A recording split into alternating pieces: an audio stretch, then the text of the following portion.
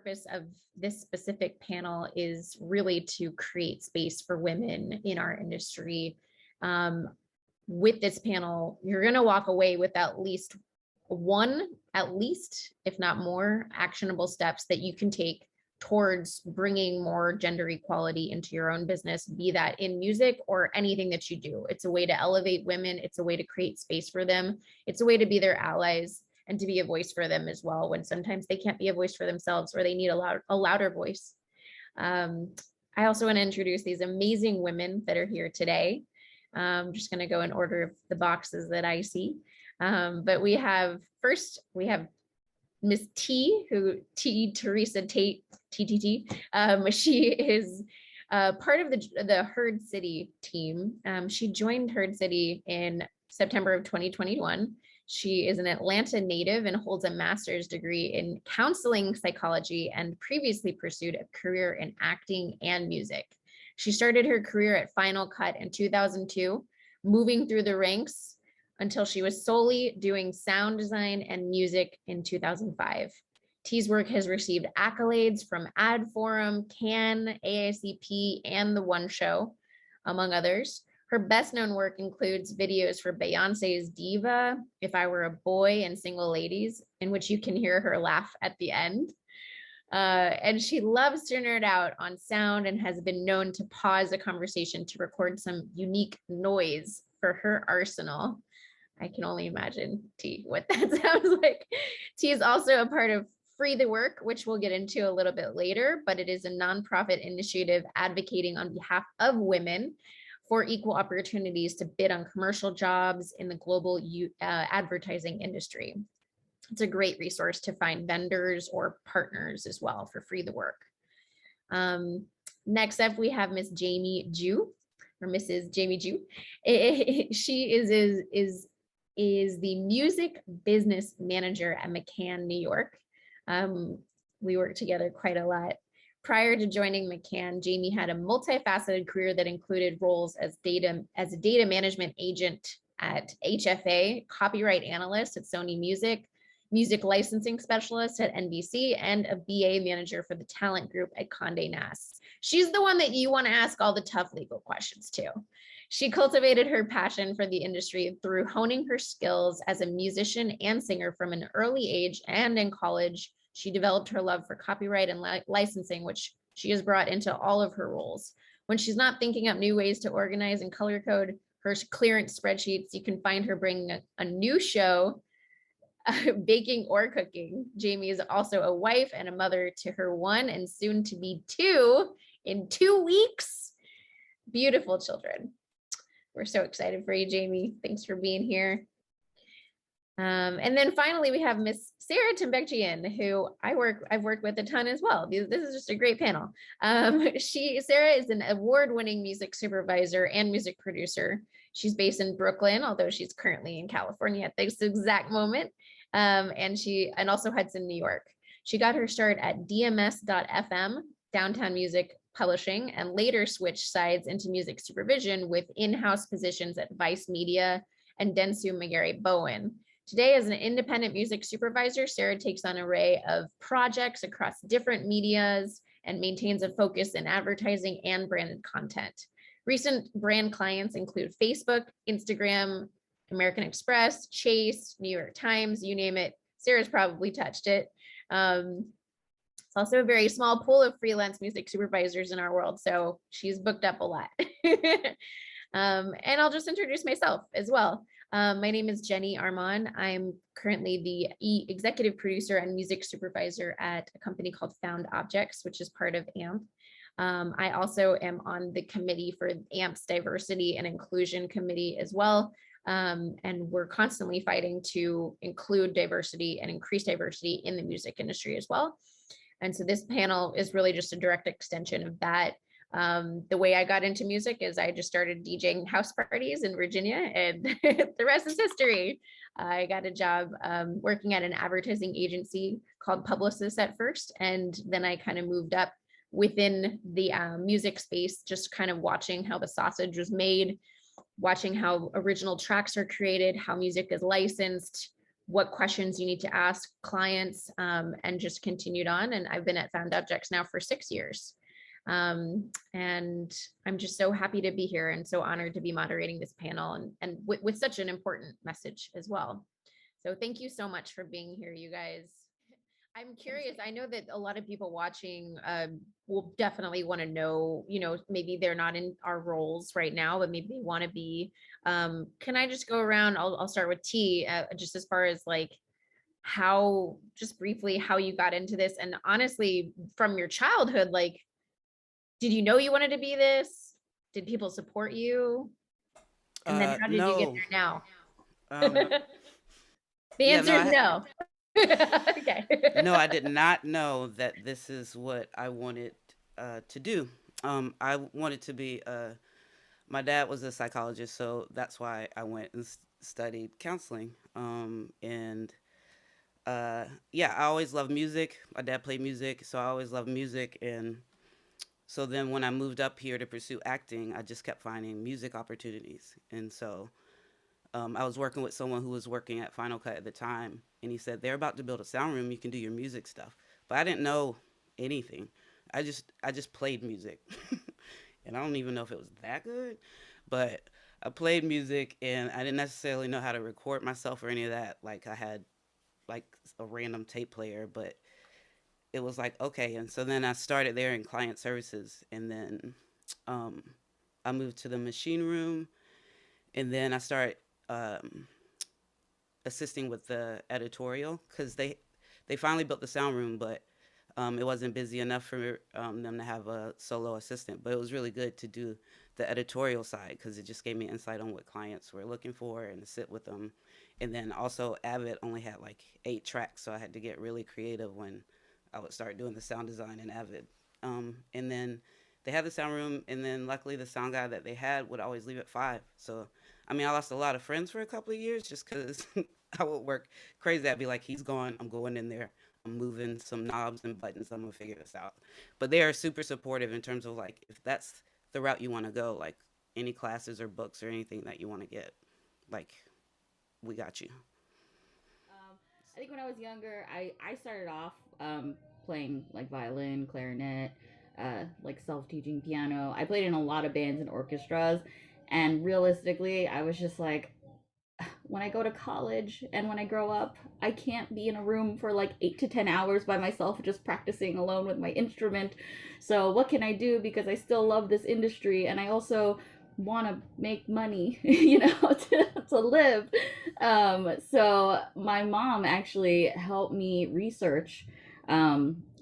Like colleges, and she was super supportive. She actually studied like drama and arts theaters back in Taiwan when she was younger, and I think that probably helped me, especially being Chinese. That's not a very typical route to go into music, but my mom was so supportive, and she found like the music business major, and that's kind of where I kind of like dipped my toe in it, and then I fell in love with copyright like really nerdedly, like because of my professors. And then I interned and tried a bunch of different things, including like management and stuff like that.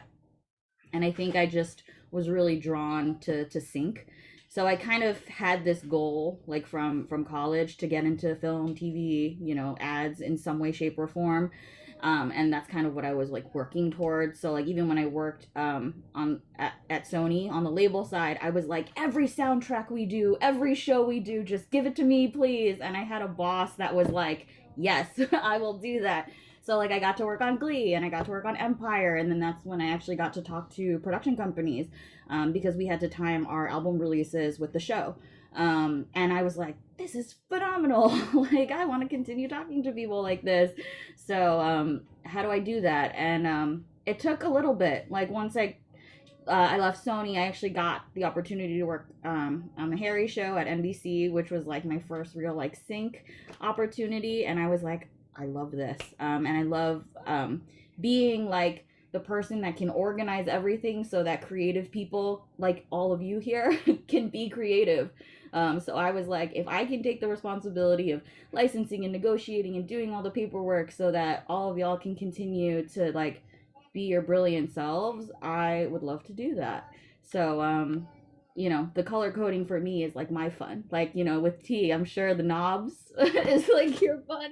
And I was like, I love color coding an Excel spreadsheet, and I love that I get to participate in the music industry and like champion all these people who are so creative and be in that world while also not feeling the pressure that I have to do that. So yeah, this opportunity at McCann, I'm sure you all know, is like one in a million where my role gets to be divided, and I love it, and I've been here for 3 years.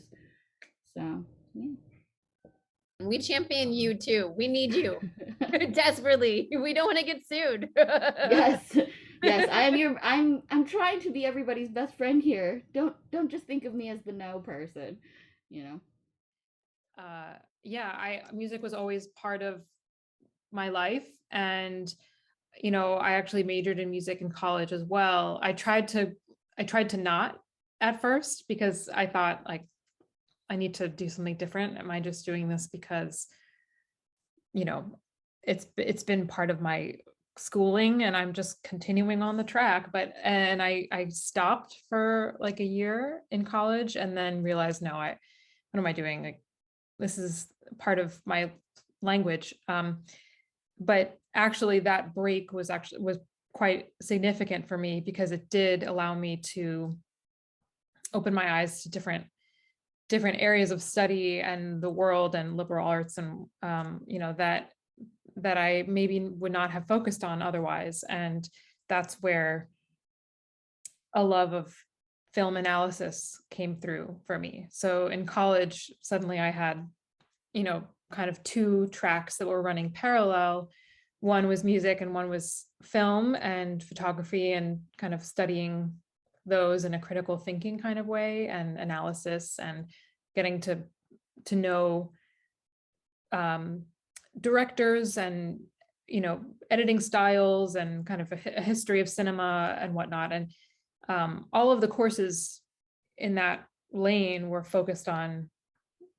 not focused on music, but of course, like me being the music person, I always was clinging on to the score or the sound effects or the sound design, like which drew me to taking a course on sound design.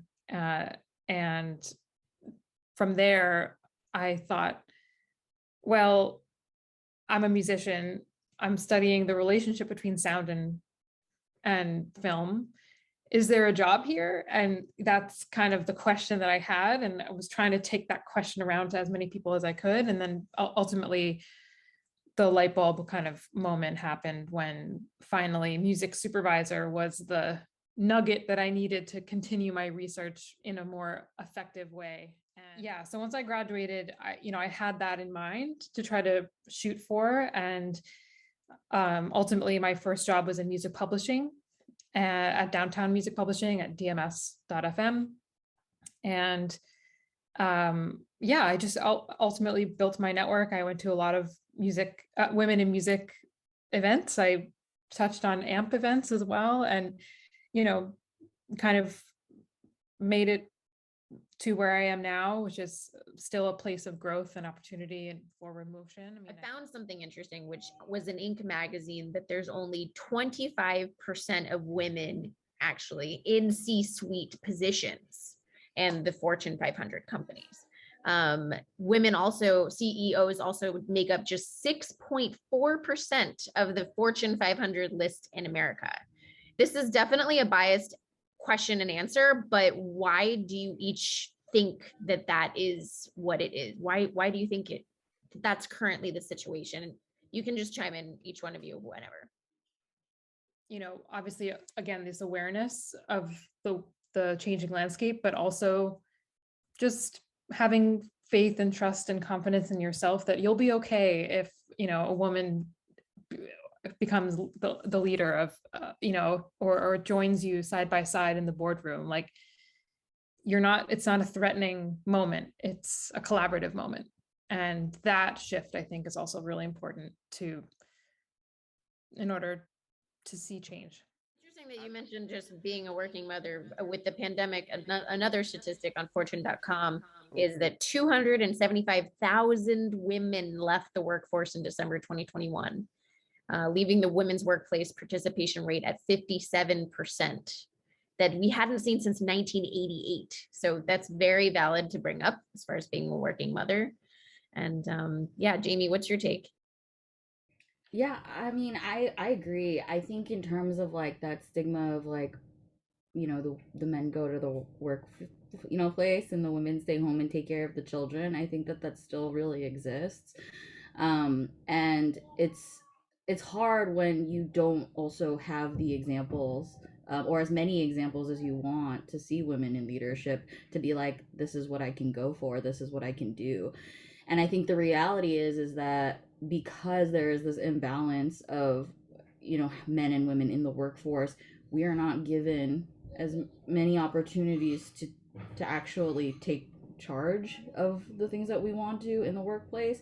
And we also just don't have the time, because there is that reality. And I do also want to like reflect though that like not all women want to be CEOs, right? Like I used to want to be a CEO, like real hardcore, and then I became a mom.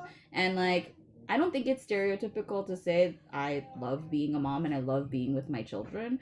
Um, I think it's something that's incredibly beautiful, and I think if we are all able to create an environment where we can set women up to succeed in doing both, and being both, and like knowing that it's literally the hardest job, like taking care of your children, and then also to work a full-time job.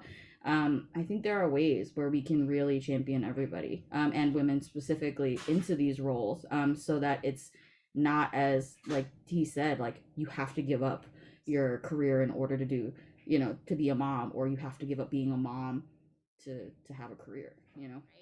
So I want to just pivot into money. We never want to really talk about money, and money can also be a sticky thing, but because I've been a recruiter in my day, I'm very comfortable with talking about money.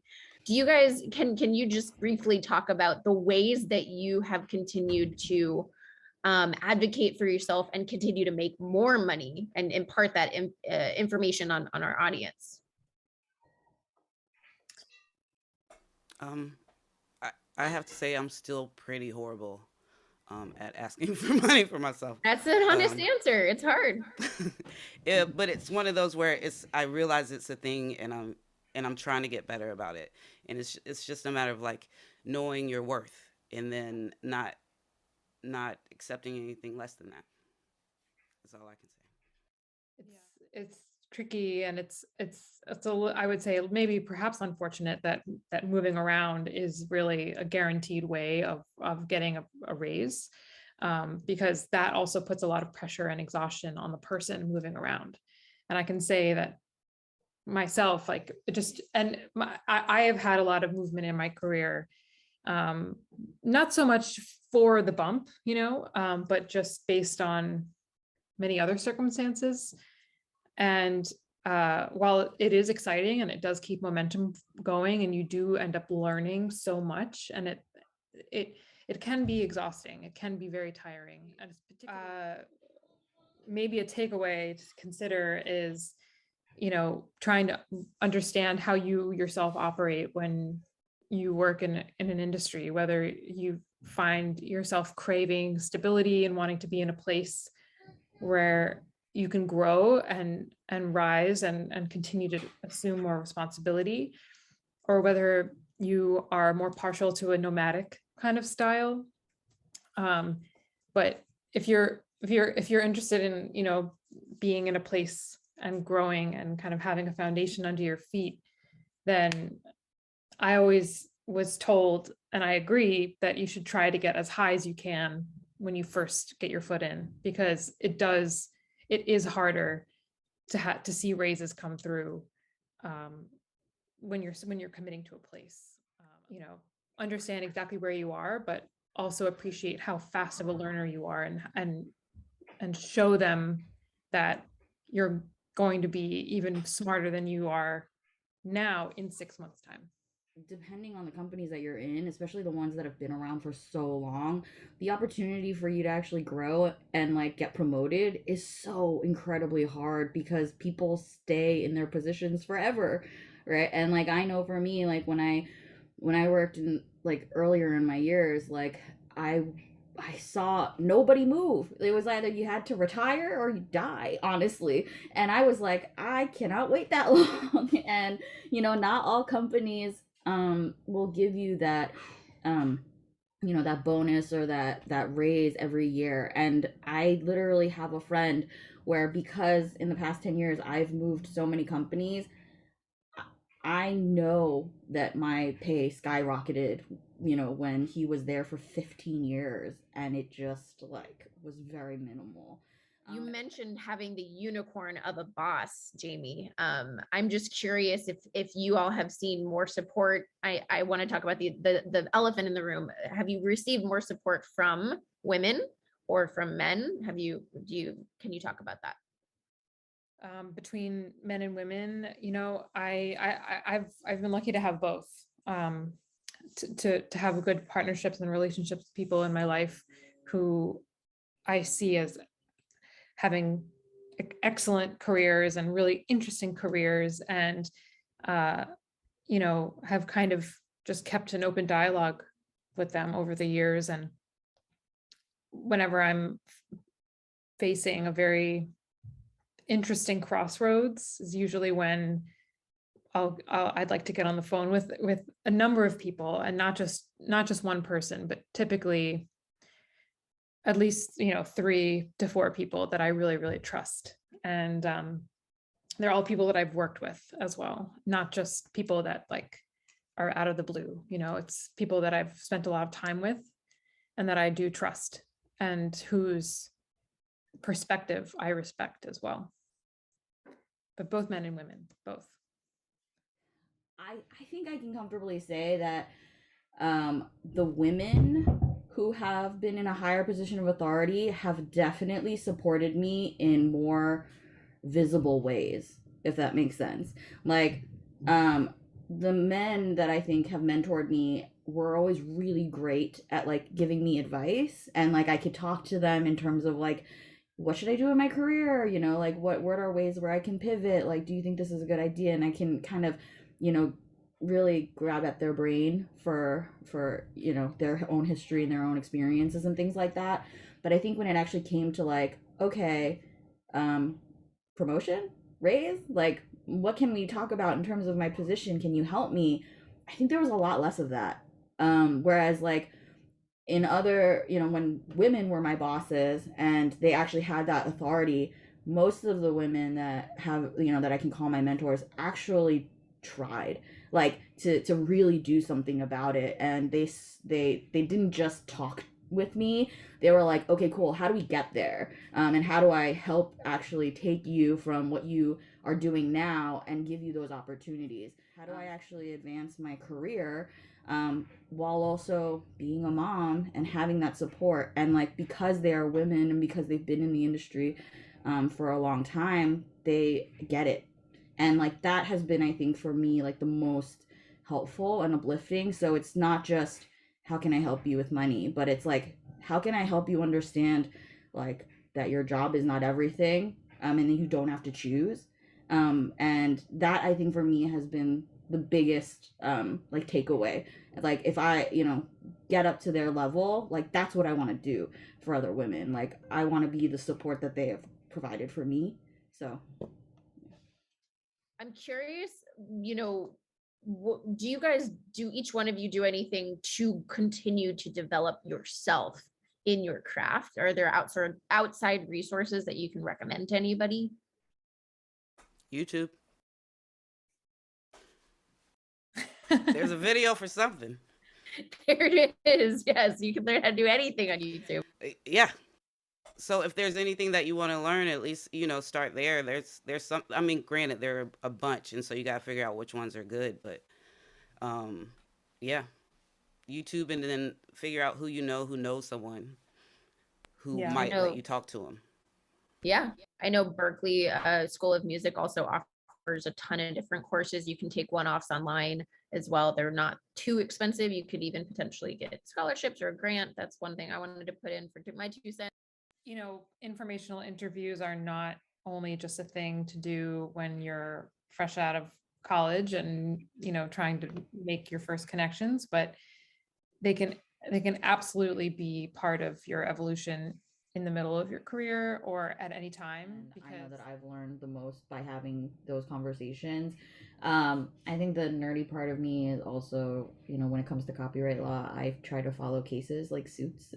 And like back in college, like, like Harvard had a bunch of like case write ups that I would just read so much of. And nowadays it's like every news source will publish something about like the latest infringement case, and like just being a part of that and reading that and stuff like that really helps get you to hopefully understand more of like intellectual property and like why it's so important, how do you protect it, things like that. I'm curious, just as a group, our hours are really long sometimes, and I know for production, sometimes like we could set the tone to work the whole weekend if we decide to take that project on sometimes. How do you continue to have a balance? How do you not burn out? As far as the longevity goes, really having strong bumpers on your day, I think, is the only way to manage for me personally. And, not even opening your email after a certain time, because if something is urgent enough, then you'll get a text or you'll get a phone call. That's kind of how I think of it. But oh, and then the second thing is that I like to sometimes, if I'm ahead, I'll pre-send emails. I'll like draft my email and then set it for like 8 a.m. People will be like, damn, she's up early. I'm like, nope. That was drafted 4 p.m. yesterday, believe it or not. but where everybody keeps saying it's a balance, but I think it was Brian Dyson that kind of gave this illustration where it's not balancing, it's juggling, right? It's juggling glass balls and rubber balls. I don't know if you've ever heard of this, but I love this. And I feel like if we all understand like where our priorities are the ones that are glass, right? It's our family, it's our friends, it's our health, right? And then knowing which ones are rubber, I think that helps us be okay with something being undone. What is your advice to not just women, but anyone that wants to make it in this business?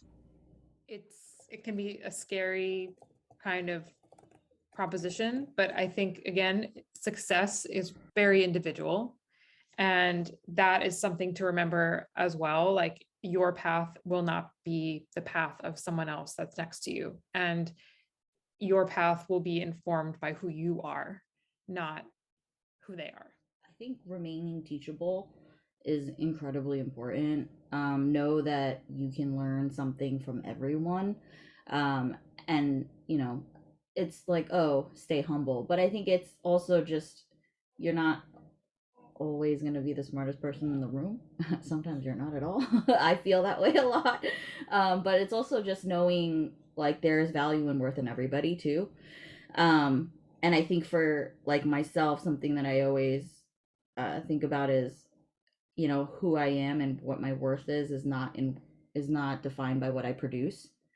And I think if we can all kind of hopefully take that mentality, then I do think that the supporting, right, of each other can kind of come out of that naturally. I know I totally agree and see like the competitiveness, especially when it's like there's another woman here, because there's so few of us that sometimes we just like innately have this competitive nature inside of us, and I think it's really difficult sometimes to shake. But I think I've seen the same thing where it's like, actually, like, why aren't we lifting each other up? Like, just because you succeed doesn't mean I won't, and if I succeed it doesn't mean that you won't.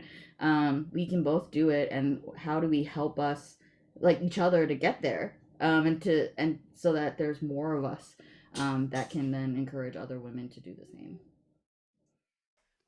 I would say stay persistent and consistent. It goes back to like even asking, even though I'm horrible at it, asking for what you're worth, know what you're worth, and asking for it, and not settling for less. But definitely be a sponge and try and learn as much as you can. Um, uh, Actually, I want to go back to the asking for the money thing. I had someone give me a pep talk before I had to talk to anyone.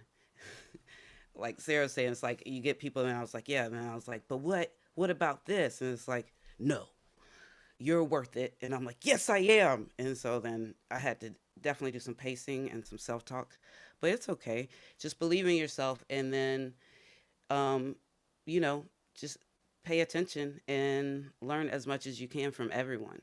And yeah, everyone has worth. So don't think that you're better than someone. Just try and like listen to the what they're giving you. They have some kind of experience in something if they're doing generally if they're doing what they're doing. So um, yeah.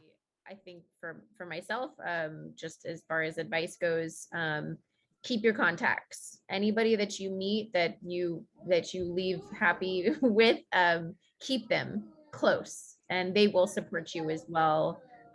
Continue to ask questions as much as you can to learn if you're in the right path, and support other women.